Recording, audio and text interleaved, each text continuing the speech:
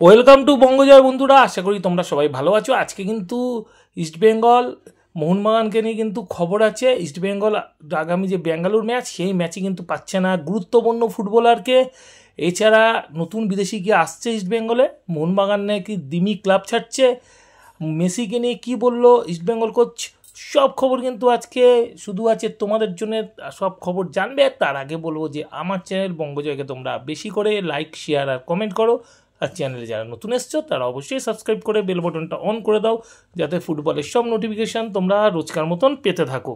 প্রথমে আসি ইস্টবেঙ্গলের খবর। আর ইস্টবেঙ্গল কোচ অস্কার ব্রুজো কিন্তু গতকাল ম্যাচ জেতার পর ডেভিডের ভূয়সী প্রশংসা করেছে এবং বলেছেন ডেভিড একজন দলের গুরুত্বপূর্ণ ফুটবলার।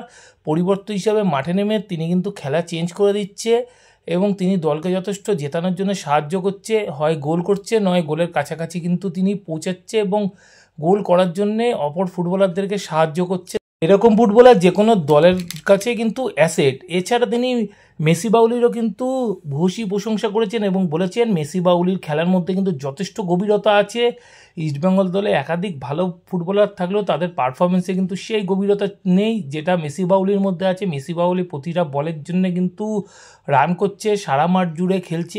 এই গভীরতাটাই কিন্তু ইস্টবেঙ্গলের জন্য দরকার ছিল, আর এরকমই কিন্তু একজন স্ট্রাইকারকে ইস্টবেঙ্গল পেয়েছে, যা ইস্টবেঙ্গল দলের জন্য খুব ভালো হয়েছে।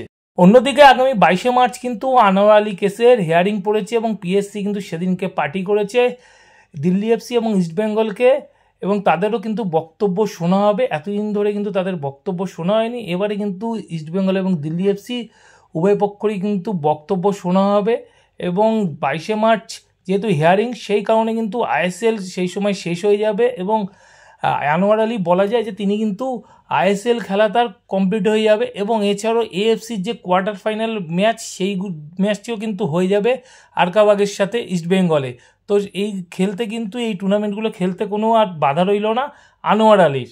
আগামী রবিবার 2রা মার্চ ইস্টবেঙ্গলের আইএসএলে গুরুত্বপূর্ণ ম্যাচ আছে বেঙ্গালুরু এফসির সাথে। আর সেই ম্যাচের আগে কিন্তু চিন্তার ভাঁজ ইস্টবেঙ্গল কোচ অস্কার ব্রুজোর কপালে, কেননা দলের গুরুত্বপূর্ণ ডিফেন্ডার লালচুন্নুঙ্গাকে কিন্তু এই ম্যাচে পাওয়া যাবে না। তার 4টে হলুদ কার্ড হয়ে যাওয়ায় আগের দিন তিনি হলুদ কার্ড দেখেন এবং চুন্নুঙ্গা সেই কারণে কিন্তু আগামী ব্যাঙ্গালোর ম্যাচ খেলতে পারবে না, যেটা ম্যাচটা যথেষ্ট গুরুত্ব আছে। আর চুন্নুঙ্গা না খেলায় তার জায়গায় তো প্রভাত লাকড়া খেলবে, কিন্তু চুন্নুঙ্গা না থাকাটা যথেষ্ট ক্ষতি ইস্টবেঙ্গলের জন্য, কারণ এই মরশুমে চুন্নুঙ্গা দুর্দান্ত পারফরমেন্স করছিল এবং লেফট ব্যাকের সাথে সাথে সেন্টার ব্যাক পজিশনেও কিন্তু যথেষ্ট ভরসা দিচ্ছিল ইস্টবেঙ্গল দলকে। আর তার না থাকাটা কিন্তু ইস্টবেঙ্গলের জন্য সত্যিই একটা খারাপ খবর। আর এবার চলে আসি কন্নড় শিল্ডের খবরে। চেন্নাই এনএফসির এই স্কটিশ ফুটবলার অ্যাটাকিং মিডফিল্ডের সাথে সাথে কিন্তু ডিফেন্সিভ মিডফিল্ডও খেলতে পারে, একজন দারুণ ইউটিলিটি ফুটবলার, 27 বছর বয়সী এই স্কটিশ প্লেয়ারটি।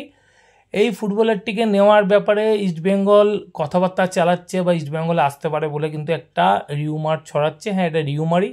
এখন পর্যন্ত তোমাদেরকে বলি যা খবর, এরকম কিন্তু কোনো খবর নেই যে কন্নড় শিল্ডের সাথে ইস্টবেঙ্গল কথা বলেছে বা ইস্টবেঙ্গল কোচ ম্যানেজমেন্টকে বলেছে তাকে নেওয়ার ব্যাপারে আগ্রহ দেখাচ্ছে, এরকম কিন্তু কোনো কিছু নয়। পুরো খবরটাই কিন্তু গুজব। আর এই গুজবটা কিন্তু এই মুহূর্তে মার্কেটে চলছে। কন্নড় শিল্ডের সাথে কিন্তু ইস্টবেঙ্গলের এই মুহূর্তে কোনো কথা হয়নি। আর অন্যদিকে সৌভিক চক্রবর্তী, ইস্টবেঙ্গলের এই বঙ্গ সন্তান, কিন্তু গত 2টো মরশুম ধরে কিন্তু দারুণ ফুটবল খেলছে ইস্টবেঙ্গলে। আর এই ফুটবলারটিকে কিন্তু রেখে দিতে চলেছে ইস্টবেঙ্গল। 2027 সাল পর্যন্ত চুক্তি বাড়ালো 32 বছর বয়সী এই মিডফিল্ড জেনারেলের সাথে। সৌভিক চক্রবর্তী আর ইস্টবেঙ্গল টিম যেন এখন ওতপ্রোতভাবে জড়িয়ে গেছে। মেহতাব হোসেন দল ছাড়ার পর সেরকম কোনো ভালো বঙ্গ সন্তান ইস্টবেঙ্গলে ছিল না ভরসা দেওয়ার মতো। মাঝে কিছুটা খেলে গেছে দেবজিৎ বা হীরামণ্ডলটা, কিন্তু এই মরশুমে দেবজিৎ সেভাবে সুযোগ পাচ্ছে না। হীরামণ্ডল তো খেলতেই পায়নি এখন আইএসএল।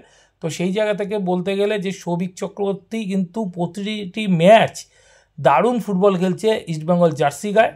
আর সেই জন্য কিন্তু সৌভিক চক্রবর্তীর সাথে আরও 2টো মরশুমে চুক্তি বাড়িয়ে নিল ইস্টবেঙ্গল। সৌভিক চক্রবর্তীকে কিন্তু আইএসএলের মুম্বাই সিটি এফসির মতন দল কিন্তু অফার করেছিল, এছাড়া একাধিক ক্লাবের অফার ছিল। তা সত্ত্বেও কিন্তু এই বঙ্গ সন্তান আরও 2টো মরশুমের জন্য কিন্তু লাল হলুদ জার্সি গায়ে খেলারই সিদ্ধান্ত নিয়ে নিলেন।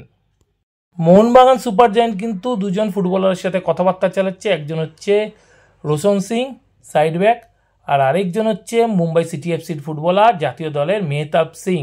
এই দুই ফুটবলারকে নেওয়ার ব্যাপারে কিন্তু আগ্রহ দেখাচ্ছে। তবে কথাবার্তা কিন্তু মেহতাব সিংয়ের সাথে অনেকটা এগোলেও রোশন সিংয়ের সাথে কিন্তু কথাবার্তা এখন পর্যন্ত এগায়নি। এখন দেখার বিষয় যে Mohun Bagan super giant Mumbai city FC থেকে আগামী দিনে ট্রান্সফার ফি দিয়ে মেহতাব সিংকে নিজের দলে সই করাতে পারে কিনা।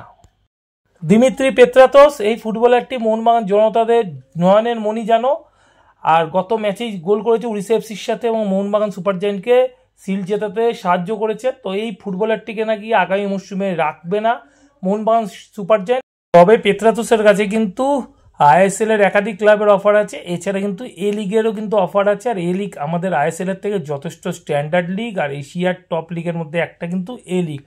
হয়তো পেত্রাতস এ লিগেও আবার ফিরে যেতে পারে। তো এখনকার মতন বন্ধুরা খবর এই পর্যন্ত। নতুন খবর নিয়ে হাজির হবো তোমাদের কাছে পরের ভিডিওতে। যাওয়ার আগে শুধু একটাই কথা বলবো যে আগের ভিডিও যারা মিস করে গেছো তাদের জন্য ডেসক্রিপশন বক্সে লিঙ্ক দেওয়া থাকবে, সেই লিঙ্ক ক্লিক করে কিন্তু তোমরা আগের ভিডিও দেখে নিতে পারো।